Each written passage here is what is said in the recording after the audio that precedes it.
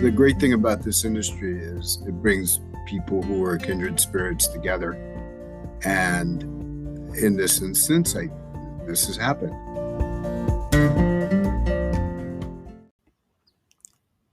You were just listening to the voice of Chef Adam Malley, who I'm so excited to be hosting this show with. And I'm Kristy Whitford. Welcome to the Hotel Club podcast. Hi, Chef. How you doing today? Good. How are you? I'm doing pretty good. Where are you at right now? I don't even know. I think I'm I'm home. Working remotely in lovely downtown Petaluma. I had a good There's time. a lot of great wine producers up there. Oh my gosh. I mean, the amount of wine that's up there. Did you see the pictures that I posted of that wine that I was drinking with my girlfriends and their friends? There's no shortage of wine up there. So No. yes, there's good olive oil up there too. Really? There's I a didn't really, know that. I definitely want to try that. really good producer called DeVero, and their olive oils are really they're really stellar. Very small, very boutique and very local, but I've always liked them. Very And then nice. we live right next to McAvoy Ranch, which their olive oils and some of their wines are great. They make a rosé that's really, really nice. Well, next time I go up, I'm going to let you know and we can check out those places. That would be really cool. All right. I'm always down to get drunk. So it's the new year now. Are you setting any goals? Do you set any goals? You make any plans for the year? Yeah. I set a goal to cut back on sweets and kind of food that I wouldn't want to admit to eating to anyone in public. Uh, and so far, well, the Trader Joe's visits for the little peanut butter cups, they didn't go so well. So Those are really good. I love those too. the little tiny ones, right? Aren't they great? Yeah, they're the best. And you can just get like a handful and enjoy them, right? They're so good. Yeah, the only problem is you're like, yeah, if I can have just a handful, then I'm good. But no, you go back and you get another handful, and you're like, oh, they're so small. You're like, It's a how do bite. how, do, how come I can't get up out of this chair anymore? Well, now we know the way to your heart through those Trader Joe's It's through little kale. cups. So, since this is our first episode, and you and I used to work together a long time ago, um, I know you well, but not really, really well. I want to ask you, like, what's your story, Chef? Where did you grow up?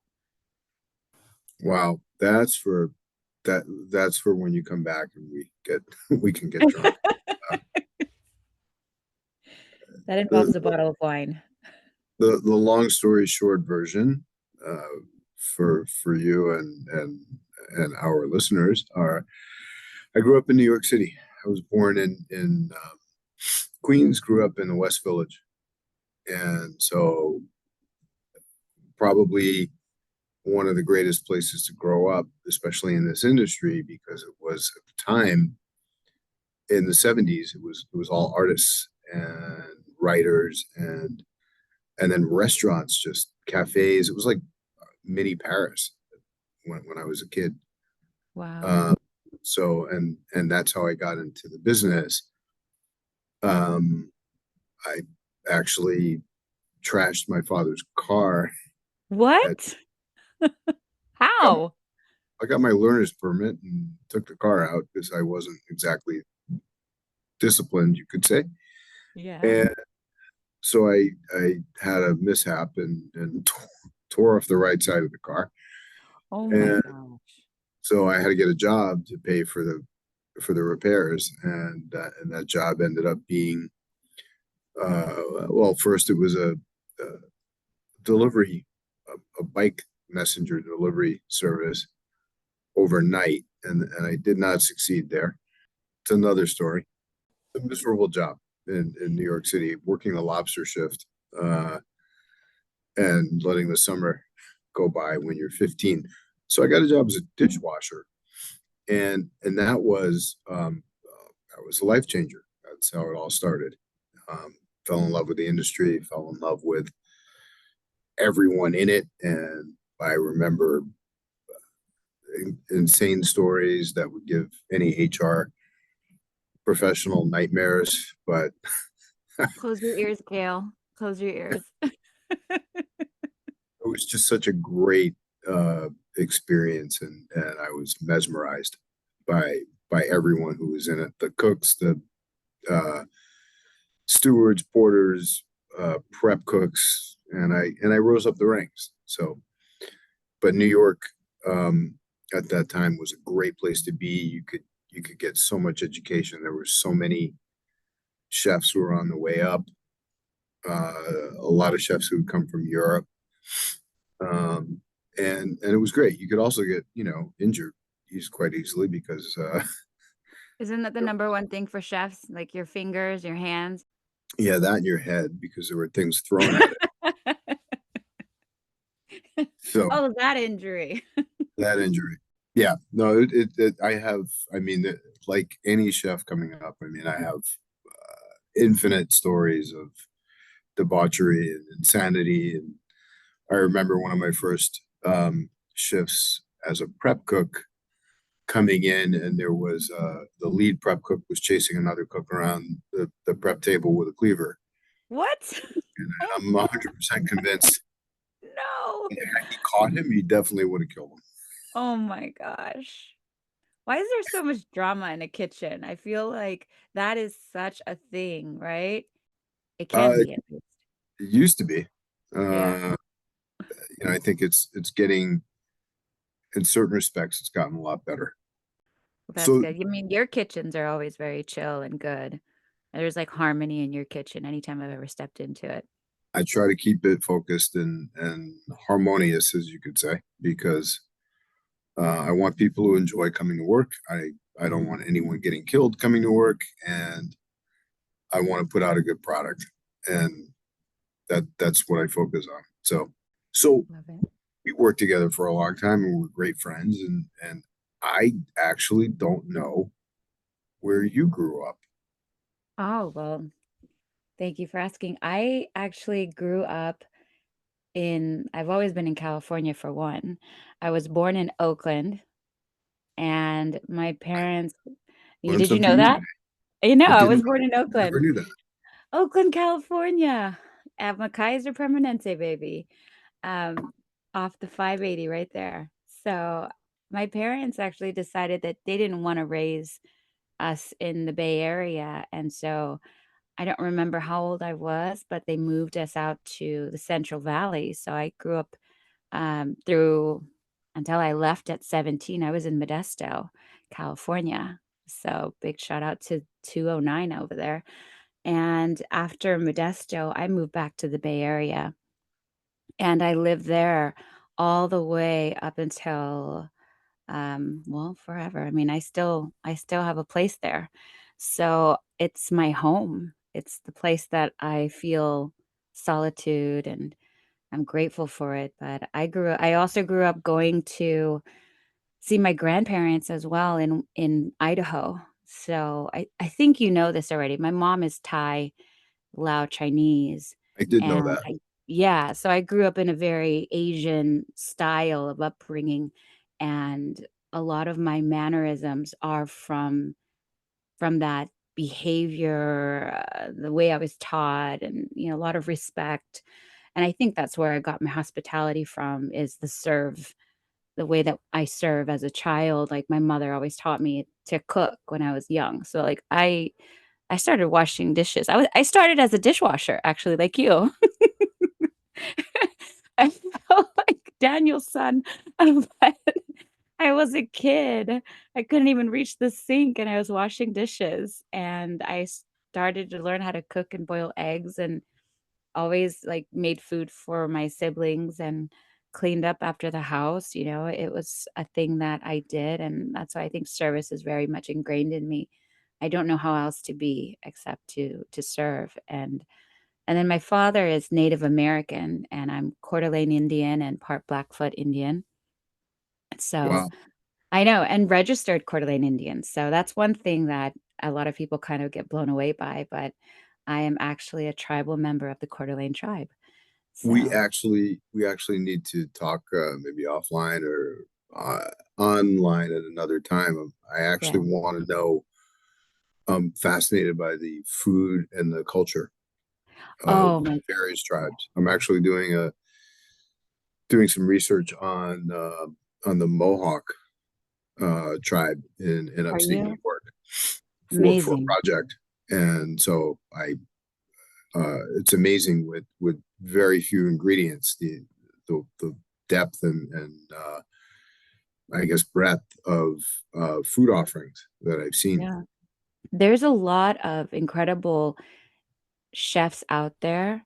There's a lot of chefs that are bringing the grains, everything that was, I want to say old world, but it's First Nation and it's indigenous to the native people. And I have high respect for people that are holding the culture high and keeping it alive. And we can certainly talk about it. Better yet, I would love to get a native chef on the show and cook something together. That would be That's one of amazing. the, that would be incredible, right? Especially because what we're going to do on this show together is that we're going to have our guests come on. And the beautiful element of this is that you're going to be working in the kitchen and I'm going to help you too because I can cook. I can cook Thai food, some things. Like I Awesome. can throw down a mean papaya salad, you know? When when I was in Thailand, the food there was so I don't even know the word for it. It was life changing. I'm a big believer that if you haven't been to a country, it's really hard to, if not impossible, to really capture the authentic flavor of the food. So I always Yeah, liked Thai food. I thought I knew something about Thai food, and then I went and I actually worked there, yeah. and I learned so much, and I knew nothing, and it was Oh, it's it just amazing, it's amazing. The amazing. ingredients are different. They are. There's so many different flavors when you're eating something, in Thai recipes. And also, aside from, I want to share my love for my Lao culture too, because the Lao food is coming into more mainstream, and you're seeing Lao chefs that are providing food from my childhood. I remember eating so many delicious flavors with sticky rice, and I'm so excited to see this new generation of chefs coming up, and I hope we get to meet some of them too and bring them on the show and cook with them. What's your That'd be, spice? What's your spice level, chef? Can you eat really spicy? it's funny when I was in Bangkok, I was able to tolerate anything, Wow. anything, and then here I'm an absolute like wuss. Like if you give me a Well, we if can you bring it back up. if If if it you doesn't make you cry, it's not good enough for me. I need it to be like the no kind I that makes my I head want to explode. I cry at like a bell pepper now. But but when I was over there, the heat, what I loved about it was that the actual heat didn't take away from the flavor of the food. It actually enhanced it. And Yeah. there were flavors within the chilies that they used. Yeah. And they were slightly different than here, but certainly a lot hotter, but it didn't bother me.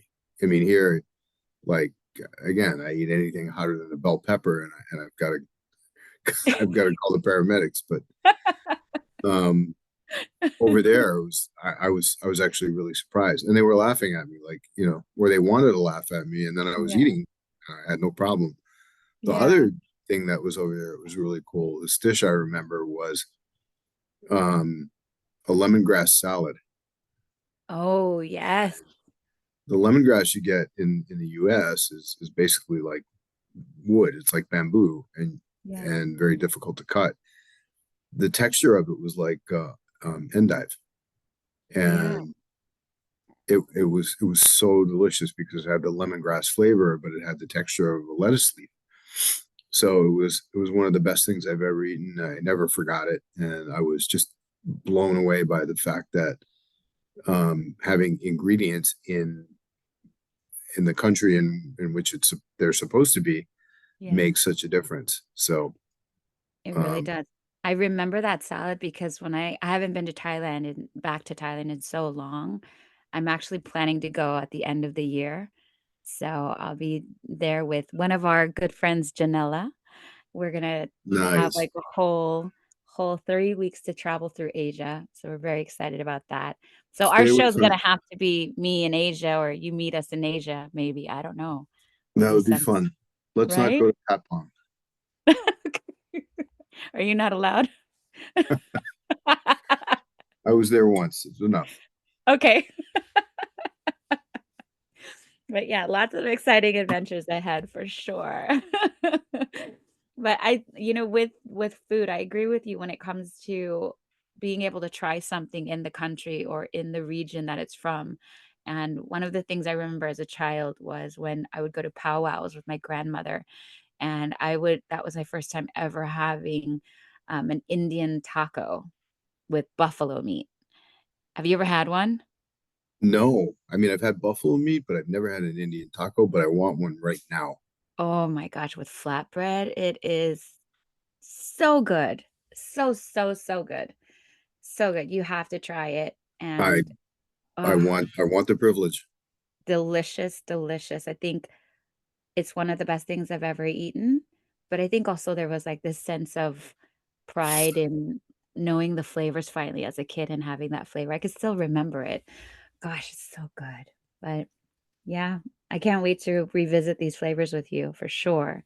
But I ever, with your success as a chef, you've been recognized by James Beard. Not only that, I actually grew up a block away from the James Beard house. So when I Did was a you? kid, I used to see him going shopping at the local market Wow. near which was called Jefferson Market, which is right near my house where I grew up, and so he was a neighborhood fixture at the time. It wasn't the international recognized powerhouse that he's been for well, he's no longer alive, but his work Yeah. and foundation live on. The James Beard Awards too. So it was a lot of fun. The Beard House for me was a high point. I got to do it when I owned my own restaurant in Colorado, and then I got to do it again when we were both in Mandarin Oriental. I remember that when we were at Mandarin, and that was a really big deal. I'm curious, do you remember what you made? Wow. It's a blur.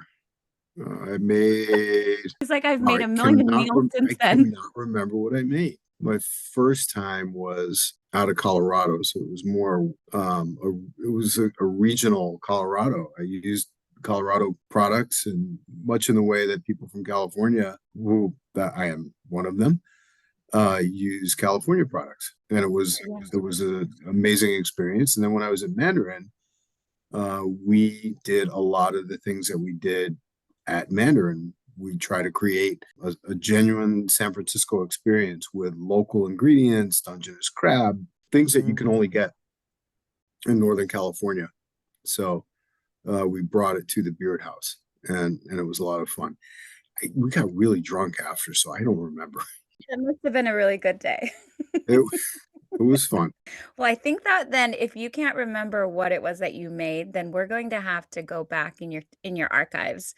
I have to go back and look at my notes and so forth. I really cannot remember, and I attribute that mostly to the alcohol. What if we brought in like a few of those people that were there making the food with you at Mandarin when you did that exciting event? You could. They probably have some good stories too that Yeah, I might that would not be want. fun. I might not want released on the air. There were some amazing people in your kitchen at Mandarin. Big shout out to all those people at Mandarin San Francisco. That's not a hotel that's around anymore, but that was a It really is in beautiful our memory. hearts. That was a good time. They're all doing great, by the way. Everyone who was in that kitchen, and I'm still in touch with them. So You've had some incredible hotel restaurants and all these beautiful programs that you've been a part of when it comes to culinary cuisine. Would you say that looking back at your upbringing and life thus far, could you identify anything that may have set a path or inspired the direction of your life? Was it the dishwashing that you said earlier, or is there something else? Dishwashing was the start of it. It was, I guess the thing that put me on the path was watching my mother when I was a Yeah. kid. She was really into food, and then as a result, I started watching Julia Child on TV. Um, Yeah. for those of a certain age, she was on PBS TV, and then Jacques Pepin, um, and God, the Galloping Gourmet was another one. And I was fascinated by all these cooking shows, and it was kind of the start of the whole cooking show phenomenon back Wow. then. And I couldn't get enough of it. And then cookbooks. I was surrounded by cookbooks as a kid. I am now. So You need to make a cookbook. I've been in a couple of them, but I haven't. I don't have my own per se. I think a lot of them are great.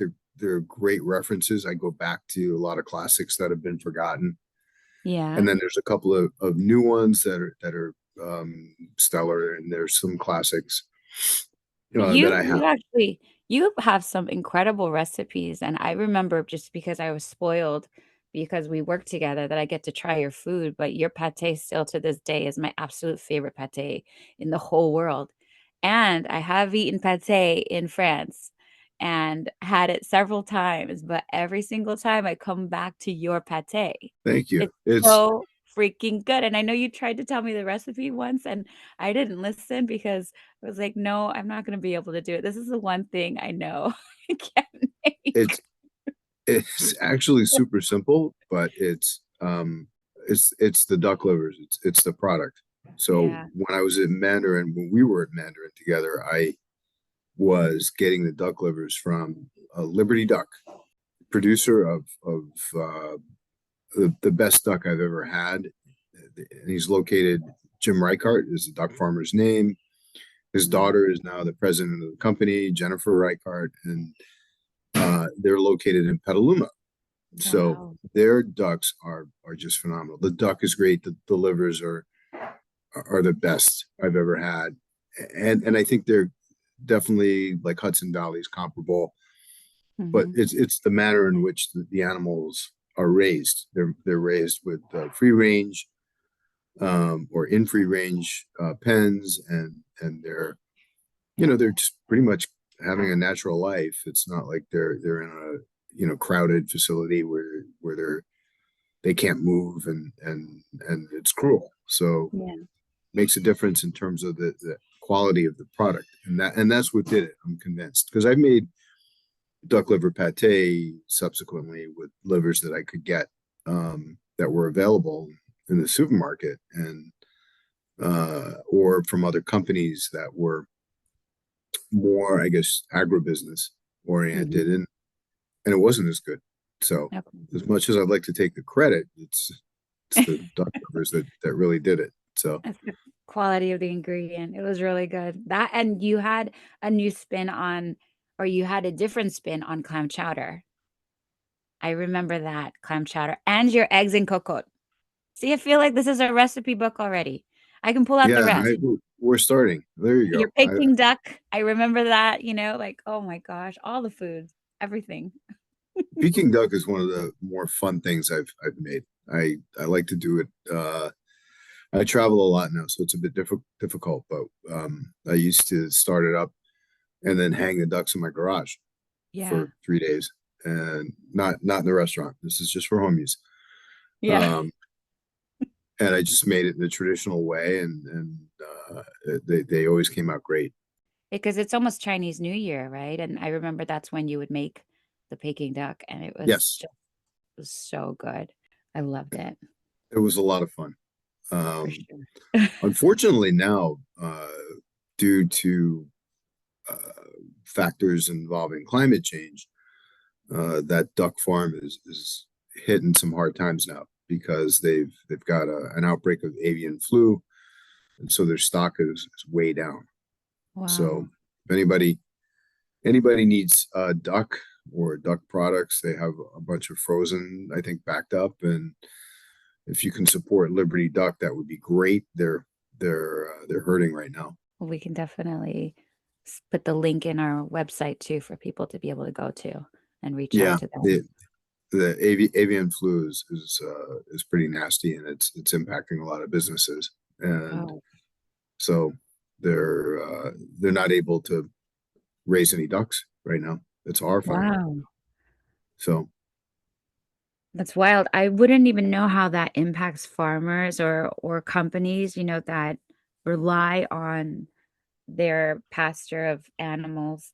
But that's really great to know. That's a lot of information that is good to share. So, thank you for sharing that. Had no idea. yeah, I'm sorry I had to. A lot of these diseases are coming out now, Mhm. are becoming more widespread. I mean, it, with COVID, it, it it certainly happened before, but with the climate warming up and or the weather being erratic, a Mhm. lot of these events are happening, and so uh, we've got to be, I think, a bit more aware in our choices of consummation, Yeah, um, how it impacts our future. So, right. Right. That's good to know. It's good to share because I think a lot of times we're not very educated in the food that we eat and we don't really know where it's coming from. That's one of the things I really admired about you is that you really took the time to get to know who the farmers were, who the families were, where all the food was coming from, the fishing boats. I remember being in the kitchen with you one time and you had this beautiful fish and you're like, "Oh yeah, we know who exactly caught it, what time it was caught, where it was caught." Those were things that I thought were so fascinating. I had no idea that you could actually get that information versus going to the store and buying. I think you probably influence how I buy food now because oh, good. I won't I won't buy fish usually because I'm not sure where it's coming from. I need to learn a little bit more about it, but I totally appreciate a good butcher and having a good conversation. So it's great, and I hope we'll continue to educate people on this too. I mean, you will, not me. I don't know anything except for, what you teach me. So, let me ask you the question. If there's anyone that's dead or alive that you could cook for or have dinner with, who would that be and why? Oof, that is such a hard question. Uh, Dead or alive? That's wow. Um, okay, let me start with dead. Okay. No, So you for get 1. You don't get 2. You get dead or alive. oh, dead or alive. Okay, so I got to go with ooh, um, God, there are a lot of people I admire. If I had to cook for somebody, dead or alive, I would. Oh my God, you know, I would love to cook yeah, I would love to cook for Jimmy Carter Oh, because I really, wow. really admire him. I don't care what anybody says. I thought he was a great president. Yeah. Maybe not a great politician, but a great president. He had some cutting edge ideas that went very underappreciated at the time. And he's just been an amazing human being. He's been an example of kindness and generosity and grace. And um, I don't think he's in a condition now to appreciate anything I could cook for him, Yeah. unfortunately. But this was dead or alive, and maybe somewhere in the middle. But I would Yeah. love to have had the privilege of cooking for him. Wow. That's a Yeah, surprise. yeah, I would have never guessed it. That's amazing. yeah. There's I mean, there's so many people, but he just came to mind, and he just experienced a significant loss, and so Mhm. it would be nice to show him kindness if I could. But Yeah. um, yeah, I guess that would be a person in the forefront of who I'm thinking about. And then I can't give you the other list because you've only limited me to one. Sorry. Well, I'll ask you this question another day, then you can think about the other person. We'll pick another person next time. It's a Okay, good so question. let me flip this back on you. Okay. If you were to give your one of your amazing spa treatments or Yeah. cook for someone, dead or alive, who would it be? Yeah. And only one, because that's how you did it. It's only one. I would have to choose my grandmother. I had to, yeah, my grandmother passed away when I was in my 20s, and she never really got to see who I became as I got older. And she was the one woman in my life that I admired incredibly. She was just this beautiful, beautiful Native woman that had so much strength. She was a judge. And when I was a kid, I used to watch her at the tribal court, and I would sit in the back on like the last pew and watch her make decisions on people's lives. And she always gave advice to the people that were standing in front of her, not just making a ruling, but she would tell them to be a better person, to work harder and to strive for better. And I never really got to spend time with her as an adult because I was always busy trying to make a life for myself. And that's one of the things in my life that I wish I could have done. But, I'm so grateful that I had her to look at because she gave me such an incredible outlook of what a woman should be like. And I admire her so much and I think about her every day. So I would love to be able to share a meal with her and a day with her at the spa and to talk about her life and and just have more of that beautiful energy around me. Yeah. That sounds great. I want to cook for her now. Yeah, she's amazing. Ah, amazing, amazing. So really, really strong woman. Beautiful, beautiful woman. Yeah, thank you for asking that. I think about that woman all the time and my grandpa too. But yeah, she's the one I would choose first. Sorry, grandpa. You're right there next to her. What's the best or worst advice you've been given in your career so far in this industry? Best or Oh, worst? I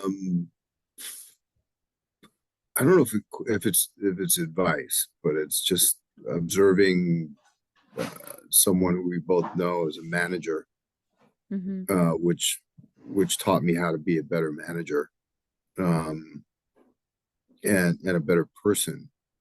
I used to watch Cliff Atkinson go through our hotel, and he would um, basically say hello to everyone every morning, Yeah, he would. and he knew everyone's name, and he would look them in the eye and just say, "How are you?" And he meant it, Yeah, he and did. he that's how he managed, and he knew people's names, he knew their kids' names, he knew events that were significant in their lives, what they were going through.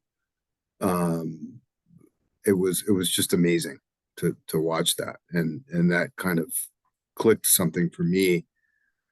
That these are people, and also in terms of actually a piece of advice he did give me was when it comes to hospitality, you just treat people as human beings.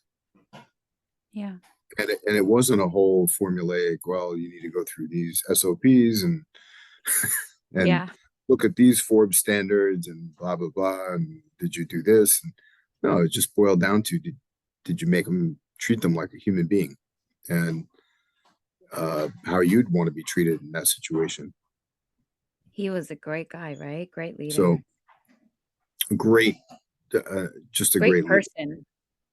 He's a great person. superstar for me. He's one of my Yep.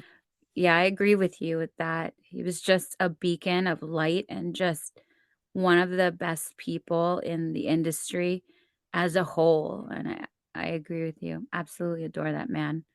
We love you, Cliff. Whatever you're doing today, we love you. Yep. No, And his what I learned from him was definitely life altering and made me I never would have gotten I think where I am, wherever that is, uh You're doing without great, that. chef. I'm doing great, but I think, that bit of advice would serve the industry today if Yeah, more people would follow it I and agree. try to understand it. The worst piece of advice, which actually was quite valid, I can't repeat in public. So because it's very NSFW. Okay, we'll But keep that. We'll keep that I for mean, later. if I said it, it would just be bleeped completely, and Right. you'd never get anything out of it. So, but it was Cliff told to me gave by a Jamaican colleague in 19, I think 84. wow. Maybe we can put it on a t-shirt and sell it. There you go. Cliff interviewed me at Mandarin, and it to this day is my best interview I've ever had, my best interview experience. You were there. You were the one that was bringing all the food out and saying hello at my interview. Really, Do you remember I that? don't. No, I don't remember that. Oh my gosh, I do because I was so nervous, and he sat me down in the restaurant, and we sat and we chatted, and we had food, and then you came out, and then your team kept bringing food out to my interview. I was like, "What is going on here? This is the best interview ever." It was in the afternoon, and you were trying I out think I new vaguely, items. yeah, I think I remember that now. Okay, Yeah. I do remember that. Yeah, Amazing. Best experience of my entire career, for sure. Unforgettable. I loved that day. I loved it so much. it was. Yeah, I do remember it now. It was amazing. That was a good time. So, on the hardest days, chef, what is the one thing that keeps you going? Um, on the hardest days, I think trying to keep my team together and trying to keep them motivated Yeah.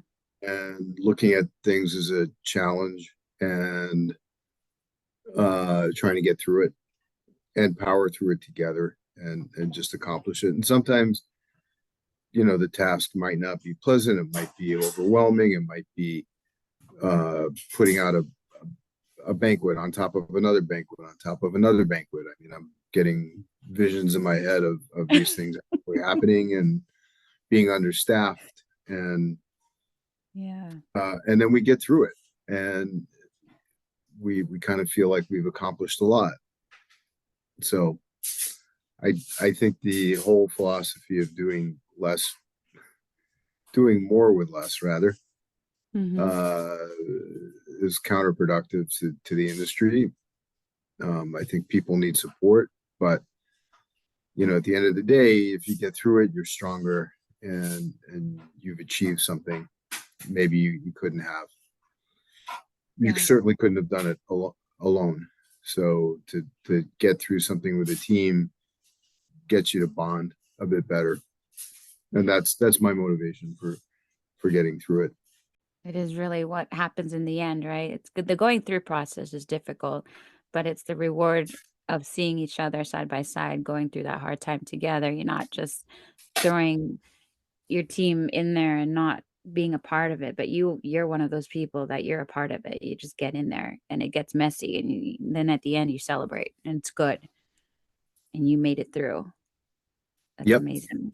Yeah, that's how you, and you also have to provide an example, and sometimes that's the hardest part.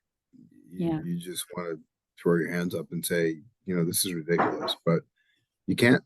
And No. you get you get people to join your cause by doing it. Right, because if you're not doing it, why would you this is something that like someone told me once is that if you're not willing to get in there, why would you ask someone else to do it if you weren't willing to get in there? That doesn't make any sense, right? So I No, think that, yeah, I think that if you can get in there and be a part of it, do it. Because why not? Because if you're not willing to do it, don't ask anybody else to do it. Right, absolutely. That's how you lead. And I've seen Cliff do that at Yeah. Mandarin. I've seen him jump in.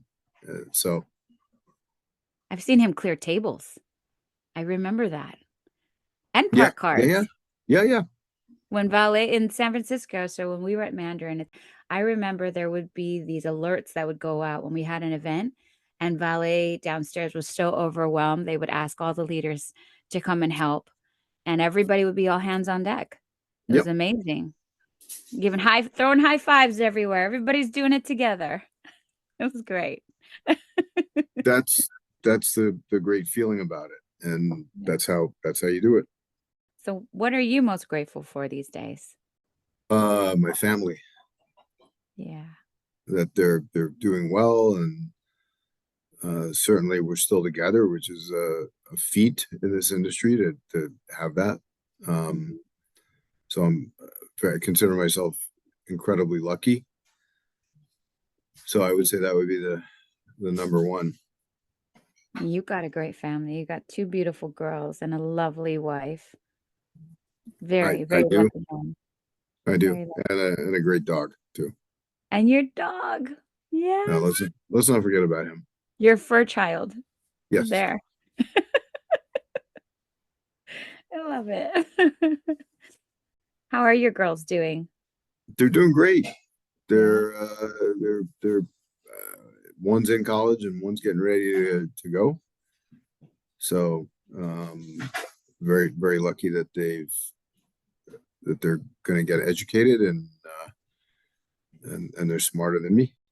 I have a question for you then. Like if you could go back to a moment where you decided to become a chef, would you want to change that? Yeah, probably should have gone to law school. Uh, Oh my gosh. You arguing in court? That would be epic. It'd be epically funny, but not so much for me. If I, oh, I think I would. The only thing I would change in my journey, so to speak, is I would have spent more time in France. Um, It's never but too late to other go there. No, I want to go. I'm gonna be going back, but and I loved it there. But I would have loved to have worked there more, and perhaps even gone to school there, and that would have been it. And not necessarily the education is better, but it just would have been a great perspective to have. Because your But I heart don't. is French, right? You speak French. I do. Oui, Yeah. je parle français. Very cool. But I would have liked to have spent more time there, and yeah, that's the really the only regret. And then we owned a restaurant in Colorado, and we had a dispute with the landlord. I kind of look back at that and can't help wondering, what if we actually fought more to either get the landlord to back down or expand in another direction and keep the business going. But Mm. not all of my career choices or my choice in jobs have been all that great. I've been really lucky with Mandarin Oriental, absolutely with my current role. I'd probably change some of my job choices when I was younger. That's about it. But I wouldn't really change that much.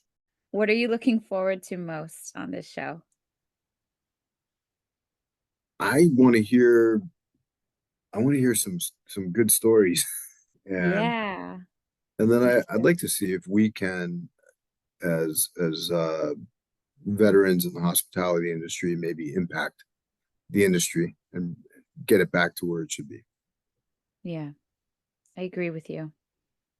I would love to see more people coming into the industry and falling in love with it for all the goodness that it's meant to be, to serve as a privilege, and I would love to be able to inspire a new wave and inspire good all around and kindness. I think that it's undeniable that there's a shift in the industry and people are leaving or they're finding something else to do or they're not showing up for work at all. So it would be amazing to be able to hear from people that are wanting a change too.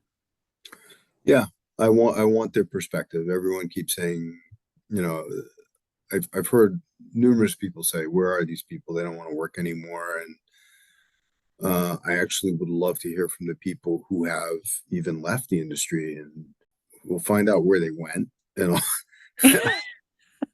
They're in also Bali. They're all in Bali hanging out. also find out why. It's part of the part of being in this industry is trying to improve and trying to get better at what we do. Right. And I think we failed, and as collectively, I don't think the industry is better now than it was. I think there are people who are great and continue to be so, but the challenges are keep growing. Um, and I think we as an industry have to ask ourselves, okay, why is it like this? Why are we having a problem? And come up with a solution um, to get people back. Otherwise, the industry is just going to die. So, And that would be really sad if the industry did die because it's so important. It brings so much joy to people's lives, but it's also important for people to be happy on the other side too. And I sure, think you said something really important, which is to know what the why is, because there's a reason for everything, right? And you got to understand what the why is. absolutely. We Yeah. need to understand, why the industry is in the state that it's in, and what can we do to make it better and bring it back and make people feel welcome. I mean, we're in the business of making people feel welcome, and that first and foremost goes to our employees. And I Yeah. think oftentimes we lose sight of that, and people, just feel like they're commodities. And I've done it myself. I refer to people as bodies sometimes, and Yeah. Don't call them it's bodies anymore. right. They're It's as easy as they're that, right? they're human beings, They are. and just as I am. So it's a it's a I think it's going to take a really hard, honest look internally Hmm. until the industry out does that. There's no fixing it. That's the first step.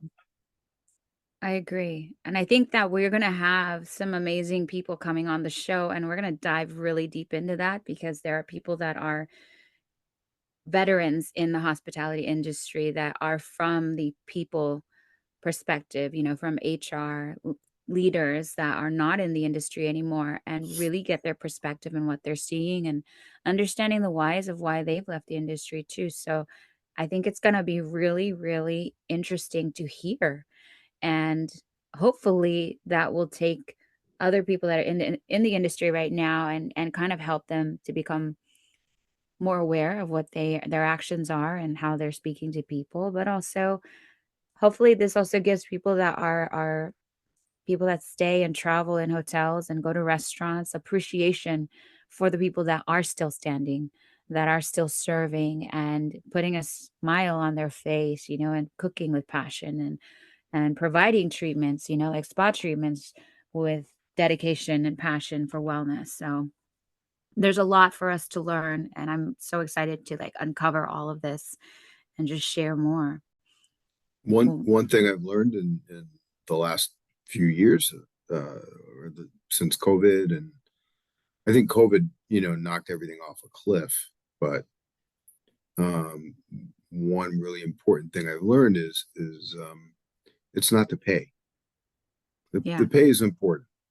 Fair pay is absolutely important. People need to live. In so many cities, it's so expensive to live that people can't live close to work, and that's definitely a factor. But more than that, it's how people are treated, and that's that's the common thing that I hear. Right. Lack of opportunity, lack of the ability to even do their jobs. So It's um, true. And we got people to, are afraid to say what they're feeling. So a lot of people are not even talking about what they're feeling and leaving instead because it's easier to leave than to actually lean into the conflict or find a resolution, right? Because a lot of people aren't open-minded to hearing everything. right. Oh, actually, can you give me a pseudonym for the show so I don't get in any trouble as well? Yes. Whatever you Yeah, want. I don't want to use my real name. Oh, but you're good people, chef. You actually care about people, and I think that you've always found a balance. I think that's also why owners loved you. I remember that you had really great relationships at the hotel with everyone because you're just a all around good guy. Your intentions are not malice or anything. They're just all for everyone and trying to find that equal balance. I And so, try. yeah, it's a lot of work, but it's worth it in the end, right? So, I think it's a better approach than being a dick. yeah, for sure. Absolutely. I can't see that in you. Like, you're just matter of fact. There you go. There it is. You know? So, what's coming up for you this week? Are you traveling? You going around? Uh, next week. Next week Yeah. I'm traveling. This week I'm doing a bunch of admin stuff. So I'm stuck on the laptop for many hours for the day, and that's how it's going to go for the next couple of days. But Well, I hope you have it is, some good music. yeah, I I might just do that. It's a good idea. Yeah, you shared with me that song that you love that I had to listen to, and I was dying laughing. What was that song? What was the name? I was Hit Me With Your Rhythm Stick by Ian Dury and the Blockheads. Oh my god, that song is epic. It was so growing up in the village in the 80s. That song Uh-huh. was pretty big, and it was in the punk scene. So, um, but it's actually the guy was a pioneer in British punk, and believe it or not, rap. I like it. You're gonna listen to it this week while you're doing your admin work. Yeah. Thank you so much. I'm so glad we got to stay here and chat. I'm so excited for our next episode. It's been a lot of fun putting this together with you. And I think that we'll just be able to listen to our listeners, maybe give us some thoughts on who they want us to interview. And then we'll be here every single Thursday All right. and chatting it up.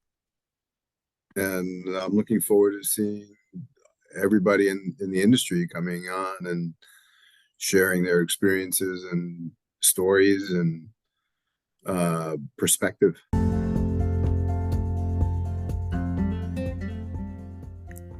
Thank you for listening to the Hotel Club podcast with host Adam Malley and myself, Kristy Whitford.